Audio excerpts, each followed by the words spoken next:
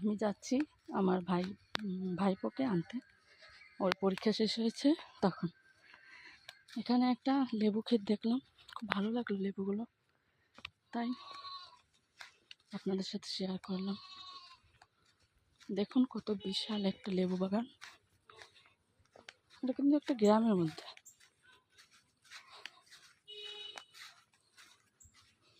পাশে আছে কলা বাগান, এদিকে যতদূর চোখ যাবে শুধু কলা বাগান আর কলা বাগান, আর এই সাইডে লেবু বাগান।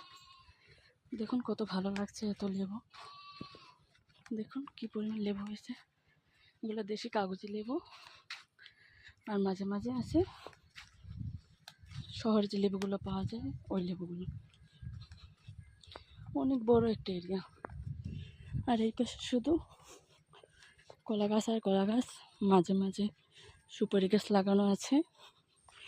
দেখুন একটা বাতাবি লেবু গাছে কী পরিমাণ বাতাবি লেবু ধরেছে। এটা হচ্ছে বরিশাল এরিয়ার মধ্যে।